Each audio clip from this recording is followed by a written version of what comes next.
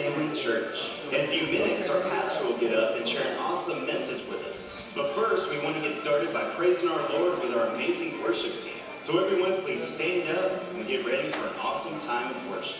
Amen. Y'all stand up. So excited to have you in God's house with us this morning. Are y'all ready to praise the Lord? Hallelujah. We love you. Come on, just lift up your voice and praise Him this morning. Lord, you are worthy. We love you, Father. We praise you, Lord. You're so good, Father. Oh, we love you, Lord. We love you. We praise you. Oh, we love you, Lord. Come on, put your hands together. Through you, I can do anything, and I can do all things, 'cause it's you who gives me strength, and nothing is impossible. Through you, my eyes are open, and strongholds are broken. I am living by faith, and nothing is impossible. Oh no, nothing is impossible.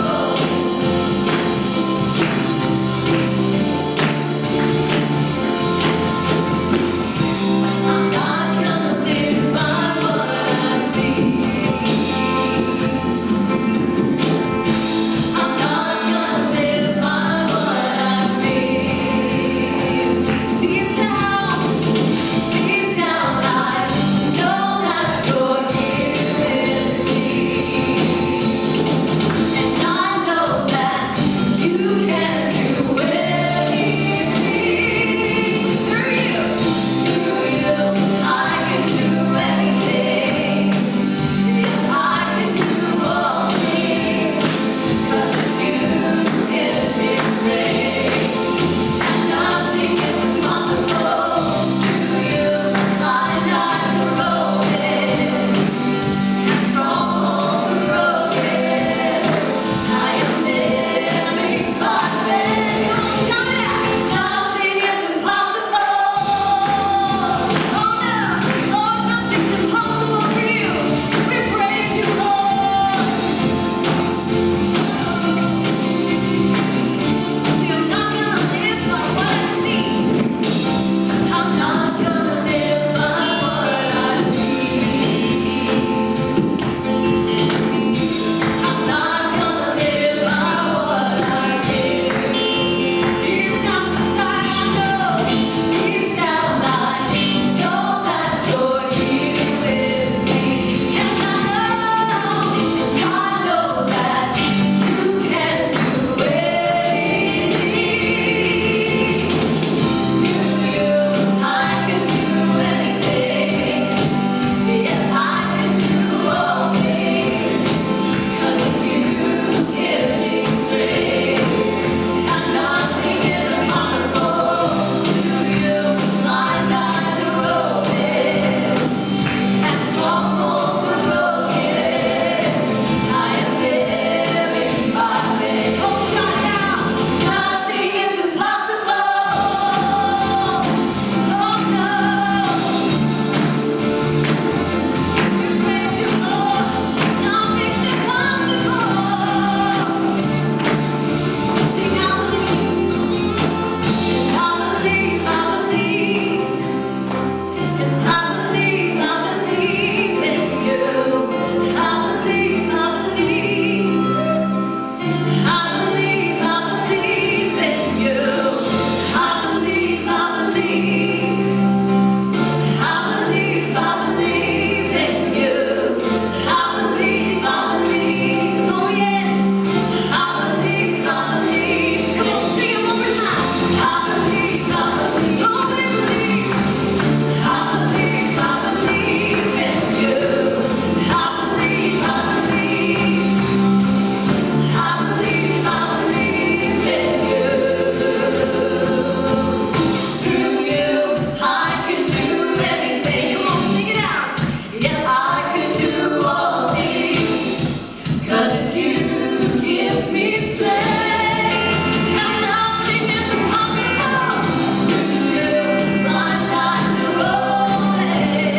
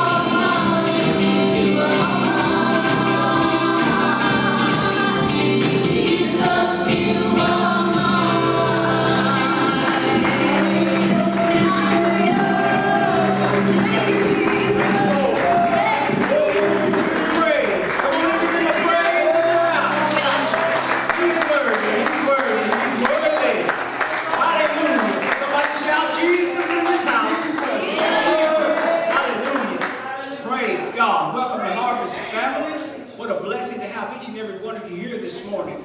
Before you are seated, why don't you high-five your neighbor and tell your neighbor, aloha, aloha. Praise God. Man, aren't you thankful for His grace? Amen. Man, well, aloha, Harvest family. If you're new with us today, can we just give all, if you're a guest here with us today, can we just give them a hand? We're so glad you're here. We're so glad you made it and found us. You're here. And so we're just going to hang loose today. Is that all right? We kiss summer goodbye, and that's what Labor Day kind of signifies. Summer's over, getting into the fall. How many of y'all are ready for the fall? Some of y'all are more ready for football than you are the fall, but I get that. Hey, go Cougs! Don't act so spiritual. You know you watched that game yesterday. You got your DVR set for games today. So anyway, we just have a good time. Anyway, I'm Pastor Paul, and this is my beautiful better half, Sister Brooke. And we just are so glad and thrilled that you're here, and we're going to have an awesome time today. After our message is over, what we're going to do right outside the door here, as you exit to your right, we have a registration table, and we ask you to go through the registration line and fill that card out, and then they're going to exchange that card for a ticket, and that ticket, we're going to be calling out ticket numbers for giveaways. We got a ton of giveaways, and then we at the last giveaway we're going to do is a $200 HEB gift card. I don't know who that could be a blessing to today, but so I want you to hang around for that. And then also, just to let you know, between the building, we do have some outdoor bathrooms. So if you're wandering around, kids are playing, please let them know that the bathrooms are kind of behind that big gator. And then also on the inside, through the metal building, some of you checked your kids in, you saw the tables and everything in there. But as well as the stuff going on outside, we've got finger foods and we've got a bunch of board games and stuff in there. And we're going to have a fun time inside as well as the temperatures kind of get into the 90s.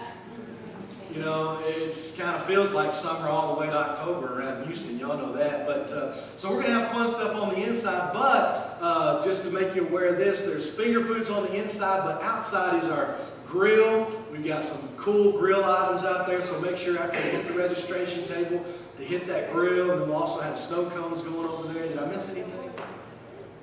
Just have a good time. Enjoy yourself, and make sure, find somebody today that you don't know. And listen, you guys that come here all the time, you know who you know. Find somebody that you don't know. Make a new friend today. And we hope that what you experience today, the hospitality, the love, that what you're really experiencing is the love of Jesus. And the acceptance and the love of Jesus. And that's what we want to share with the Cypress community. How many of you know that's what the world needs? Amen? Amen. Amen. So we're so glad you're here today. I want you, if you will, today I'm going to real quickly talk about what is paradise. What is paradise? And how many of you have ever been to, these beach areas, maybe Hawaii, Cozumel, Bahamas? Let me see your hands if you've ever taken a trip to one of these areas. Yeah, you know what I'm talking about when we use that term paradise. Now, you may have in your mind what you think paradise is. Now, here's what we're going to do. Just for a second, close your eyes. Everybody, close your eyes. No peeking. Just imagine yourself in a hammock on the beach. Now, can you see it? Can you just imagine the ocean, the white sand, the clear water, the palm trees? Is everybody still awake? Now, oh yeah, that's what I'm talking about. You know what? I've said, God, if you want to make me a missionary to Hawaii, I'm okay with that, God. To Tahiti, to Fiji, God, I'm cool. Whatever you want, Lord, I'm down for your will. But anyway, a lot of people have a lot of different ideas about what they think paradise is. Maybe for you, and thank you for that soundbite. Maybe for you, paradise looks like this. Maybe it looks like that for you. And that's a pretty awesome picture of that. Maybe paradise looks like that to you. Some of y'all are more excited about this than you were Maybe paradise looks like this to you, Texans fans. This is like, look at it. This is the best Christmas she ever had. She's like, oh, the helmet. I'm just kissing the helmet. And I don't know what her sign says, but it's like I'm obsessed with JJ. And I have a tattoo of JJ on my arm. And she's like so into JJ. So maybe that's what paradise looks like to you. I don't know. Here's something else. This couple, you are thinking, oh, this is so beautiful. They're probably about to get married, and this is an engagement picture, and they're on the beach, and this is so wonderful. And you know, maybe that is having someone in your life, someone you just think that if you had somebody, if you had that boyfriend or that girlfriend, that husband or wife, that life would be perfect. But let me tell you something. I believe this couple is actually already married, and you know why I think they're so excited? They probably don't have kids for the night. Can I get a better amen? Can I get a bonus on that, moms and dads? It's date night, baby! Woo! Man, just leave that one up there. I just preach all day. Okay, what's the next? Let's see. Okay, guys. Where are my meat lovers? This guy likes him some meat right here. Barbecue. Oh, yeah. Oh, yeah. Yeah, this is, oh, okay, now, they're like, oh, this guy's so happy, you know what this is? Ladies, for you, this is probably paradise in your mind if your husband does the dishes. Can I get a shout from the ladies? That would be paradise. If you woke up in the morning and your husband is doing dishes, you're like, this is a dream. He's folding laundry, what dream is this? Anyway. Ladies, I know. That's like paradise to some of y'all. I know. I mean, we have shoes running out our ears in our house. And you know, I have like this pair and one other. I just go barefooted, you know. It's all good, but we have to conserve shoe space. So y'all pray for me. It's cool. I love my wife. Maybe you're not the, after saying that, I better go find this place, right? Maybe you're not the beach lover type, maybe you're more the mountains, the cabin, and some of y'all watch too many Psycho movies and you're thinking, that's like from off of one of those Psycho movies, they're out there in the cabins and there's a killer trying to get them, so. Anyway, but maybe that's some of your ideas of paradise. But let's look at what the Word says. Let's turn to Luke chapter 23. And in Jesus' last moments, shares a little bit with us what paradise is from God's perspective, the ultimate paradise. And this is verse 33. Luke chapter 23, verse 33. Luke chapter 23, verse 33.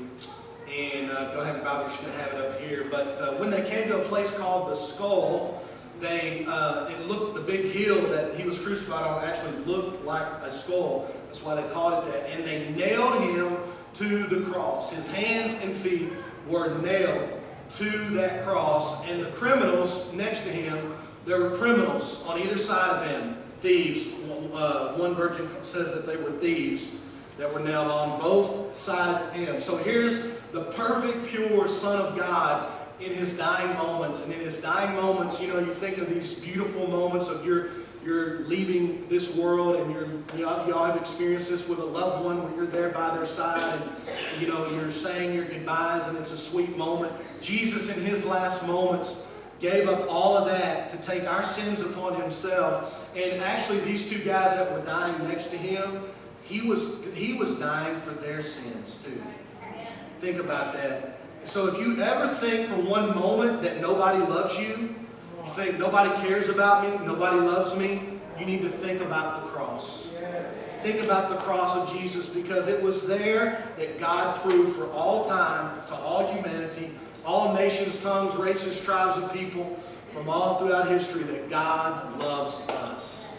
This is the love of God displayed. And so, one on his right and one on his left. And Jesus said, Father, forgive them, for they don't know what they're doing. Now, think about that. As he is dying, as he is suffering, he is praying for the ones who were murdering him. And it says that the soldiers gambled for his clothes. They were throwing dice, gambling, and having a little Vegas moment down there at the foot of the cross. Here's Jesus, who is, just think about this for a moment. Somebody broke into your house and shot you up, and you didn't die immediately, and you're laying there and you're watching them fight over your possessions.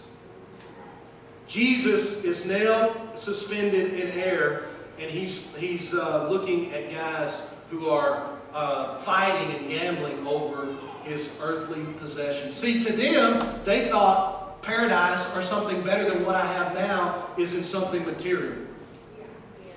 And Jesus, while they're doing that, he's not condemning them. He's loving them. He's dying for their sins. And look at this in verse 35.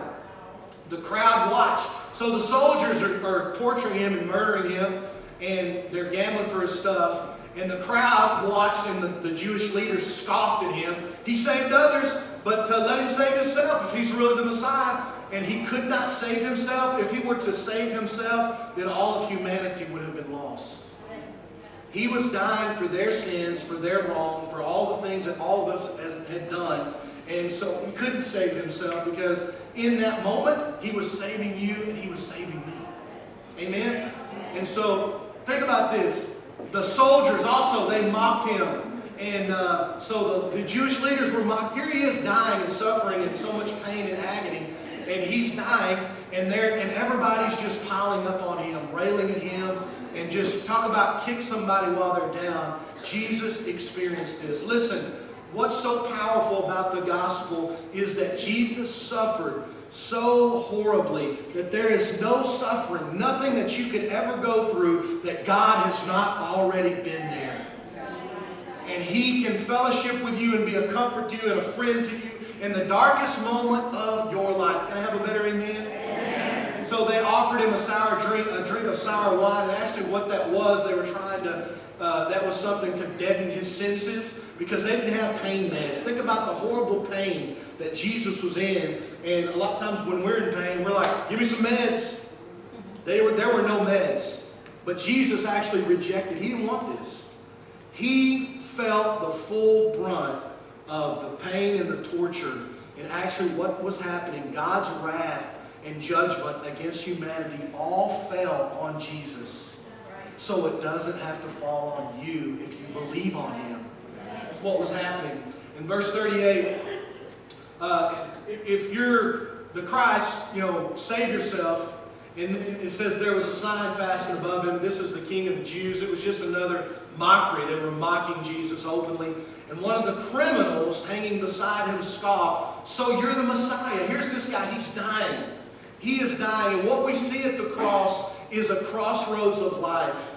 We see the Son of God. This is the most important event in all of human history, past, present, and future. The most central event of all human history is Jesus coming and dying on the cross. And we see in this moment, in these few verses, a snapshot of the humanity of us. And we see this guy who's choosing to scoff at Jesus, reject him, and say, "You're not the Son of God. You're a joke. I don't believe you. I don't believe this." And so here he's saying, if you're God, prove it. Save yourself, and then save us too while you're at it.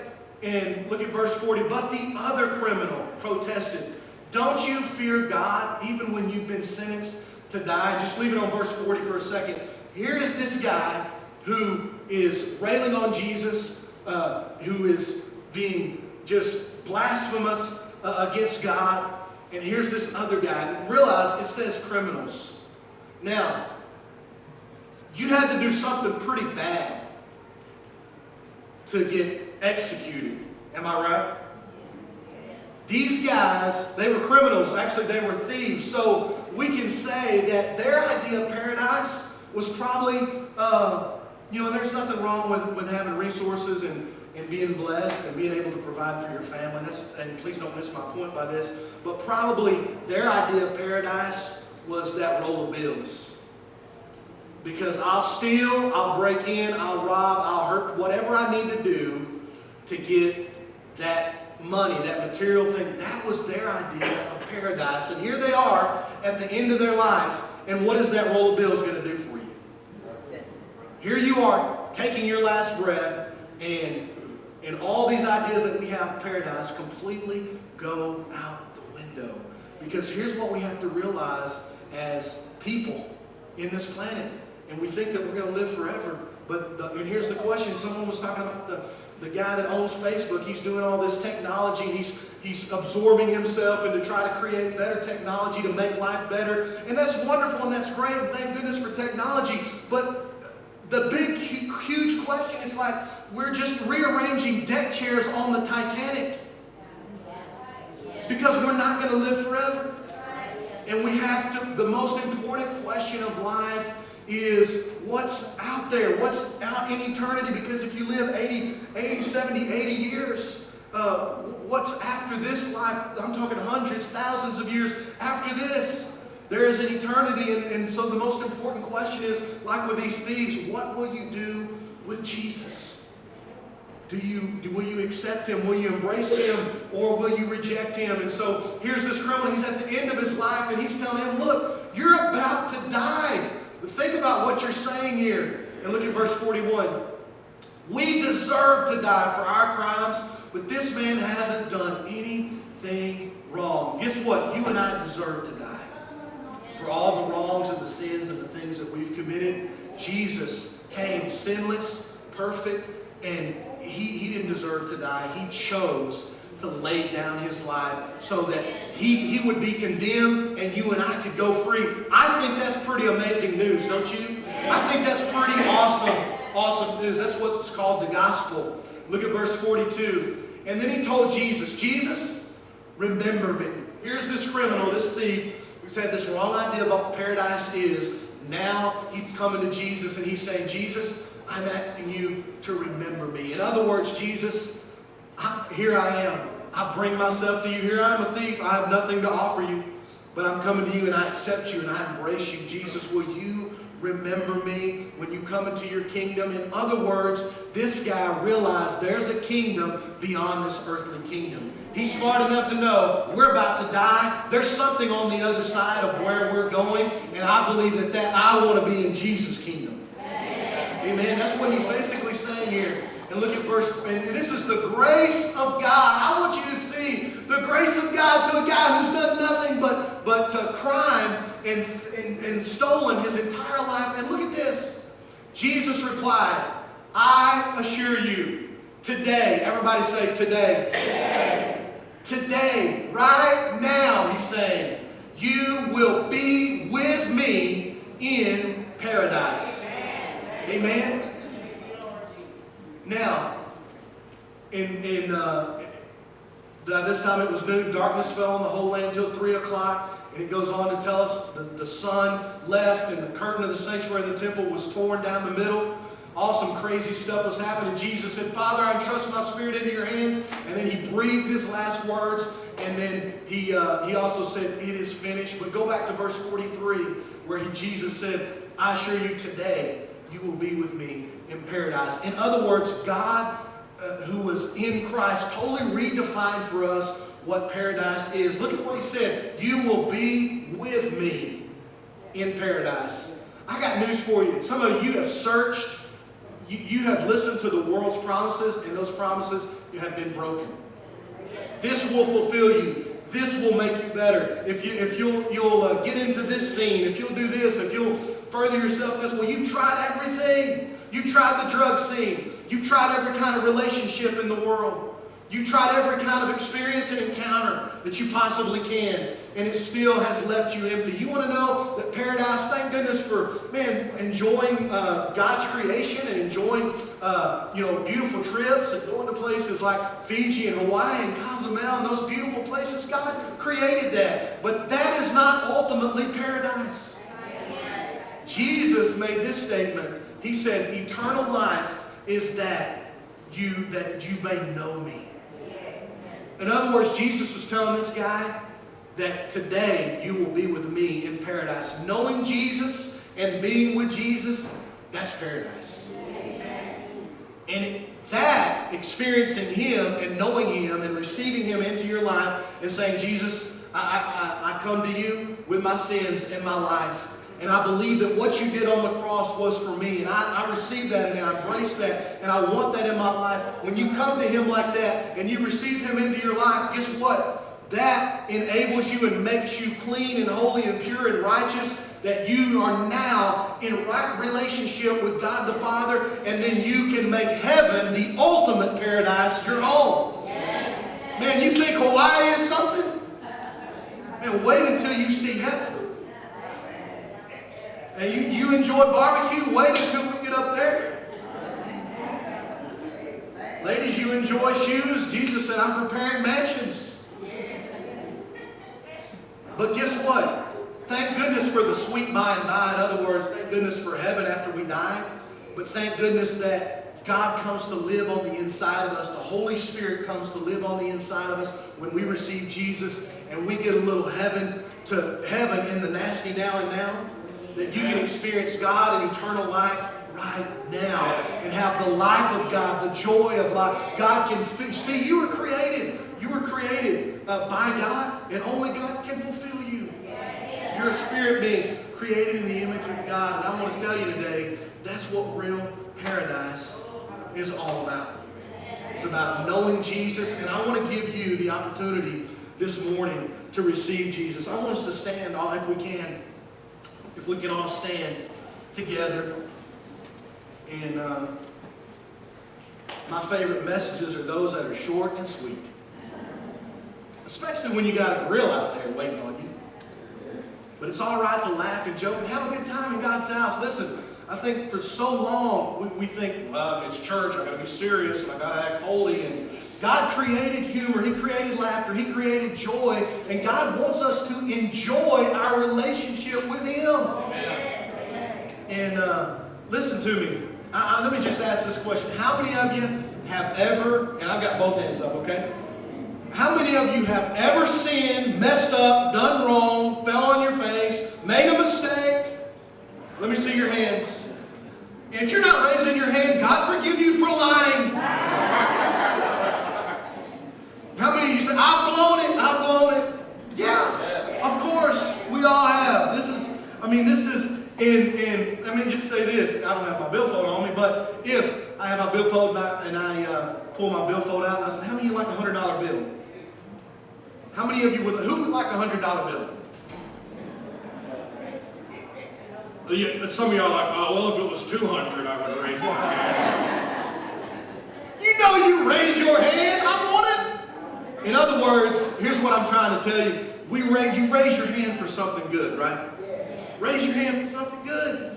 And so here's what we're going to do. Every head up, every eye open. And I just want to talk to everybody real quick. If you want to receive Jesus today, and you say, I want what you're talking about, Pastor. I want forgiveness. I want this paradise of God living in my heart. And maybe you're unsure. Maybe you're here today, but you say, well, I'm just unsure about where I'm at in my walk with God. See, what I'm going to do is count to 3. And on the count of 3, when I say 3, if that's you, you're unsure in your walk with God, or you want to receive Jesus today, heads up and eyes wide open, we raise our hands for something good and awesome. And you say, that's me, and I want to receive that. I want you to raise your hand. And listen, what's going to happen when you raise your hand? This place is going to explode. People are going to clap. People are going to whistle. People are going to go crazy, because you're going to get a hero's welcome and a champion's reception. And it's going to be all about you receiving, accepting Jesus. Yeah. And that's what's going to happen. So I don't want you to feel like, man, when you raise your hand, that's an awesome, awesome thing. So this is going to be bigger than a Super Bowl celebration. And so this is going to be for you and about you. When you raise your hand, a believer, I want, if it's a guy that raises their hand, I want a guy to find them. If it's a lady, I want a lady to find them. And they're going to find you. And we're going to have a prayer up here. But I want you to bow your heart, introduce yourself to them. And they're going to pray with you. And you are going to know God in paradise. God living on the inside of you and knowing that you're on your way to heaven. Paradise. Jesus said, you will be with me in paradise today. Today, paradise starts for you today. When you raise your hand. So on the count of 3, you ready to raise your hand? 1, 2, 3, slip up your hand. I want to receive Jesus. Yes? Come on. Everybody else. I want to know God. I want to know Jesus. Come on. Throw your hand up so we can see you. There's somebody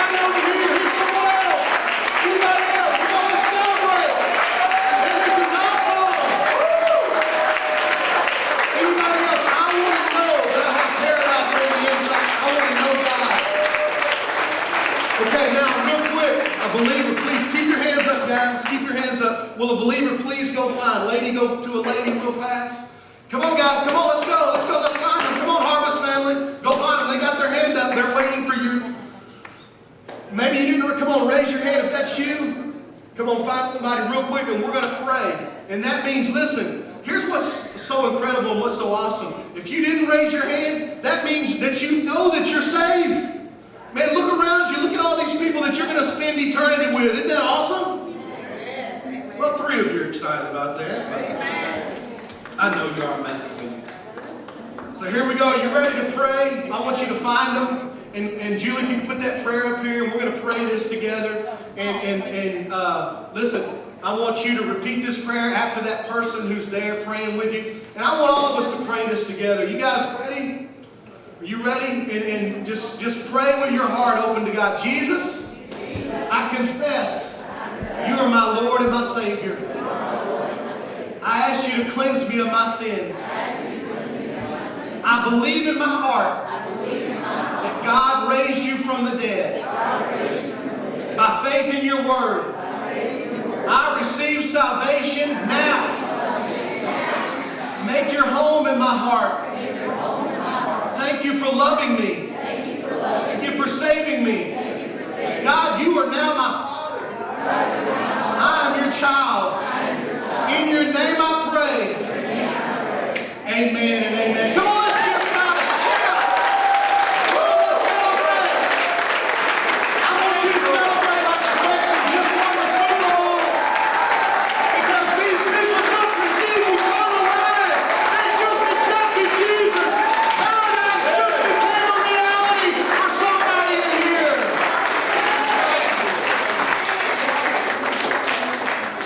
Listen, if you raise your hand and you prayed that prayer, we're so happy and so thrilled that you came here today. This is what all this is about, that you would know Jesus. And here's what else we're going to do. When you go through the registration line, when you fill out that card, on the back side of that card, if you accepted Jesus today, whether you raise your hand or not, you prayed that prayer for the first time, but now you know, I accepted Jesus, I received Jesus. On the back side of that card, would you just write, I received Jesus today? You know why? Because we want to reach out to you and call you and pray with you and let you know that it's not, okay, see you later. No, we want to love on you and help you in your walk with God. And here's something else that would really, really help you right now. If you have a phone, download the Bible app onto your phone. YouVersion, the Bible app, download that on your phone. It's got reading plans. It's got awesome resources to help you start right now in your walk with God. Amen? So I want you to do that if you don't have the Bible, and start reading the Bible every single day. Man, what an awesome, awesome moment, guys. See, Jesus has done it all. He said, it's finished. And so all we have to do is receive. And so, Pastor Tommy, I want you to come and close us in prayer. And as he does, guys, first of all, guys, make sure you check your kids out of service. If you got kids next door in the nursery, check them out of the nursery and kids church. And then once you do that, we're going to have 4 people at the registration table right here to make the line go faster. And so if you want to register for the giveaways, and then also, let me just say this. Next Sunday, we're going to start a new series entitled Game On. I don't know if you know this, but next Sunday is like week 1 for the NFL, right? I'm not the only one in here that knows that. Y'all have like y'all have like watched the account every week. We're 3 weeks closer to football. But next Sunday, we're going to start a new series entitled Game On, and we want to show you how that God has a purpose for you, and that He wants you on His team, and that He's gifted you and enabled you and has awesome things for your life. So we want to help you grow in that. But here's the second thing. I want you to wear your Texans jersey or whatever you are, Cowboy fan, whatever, it doesn't matter. If you have a t-shirt, just wear your favorite team's colors next Sunday. And when you come in next Sunday to service, everybody's going to get a ticket when they come in, and everybody here is going to get an opportunity. We're gonna give away 2 Texans tickets, Titans versus Texans tickets next Sunday. So make sure that you're here. Listen, if you're like, well, I might bring 5 of my friends because I know they'll take me to the game. if they win. So bring your friends that you know would take you to the game if they won the ticket. And let's pack this place out with people that need to hear about God and need to hear about God's love. Amen? And so I want you to be here next week. And don't miss a single week. It's going to be exciting. It's going to be fun. It's going to be awesome. And so remember, first thing, check your kids out. Registration table. The Hawaiian grill is over in the shade trees. The restrooms are between the buildings outdoor. We got food inside, games inside. Also, for those of you that have infants or small children, we did set up some kiddie pools over there for the babies so that they can get wet and splash around and enjoy. So, hey, listen, guys, don't run up out of here. Get some food, hang out, talk to somebody, meet somebody, make a new friend. Amen? Everybody say aloha. Aloha. Everybody say mahalo. Mahalo. So I don't know what I'm saying, but I hope it's good. Pastor Tommy, would you come? Thank you, Lord. Father, we love you, we bless you, we praise you. Just give you glory today, Father. Lord, we ask you to bless the food, Father. Lord, and we just thank you and praise you in Jesus' mighty name. Let the church say amen and amen. Amen.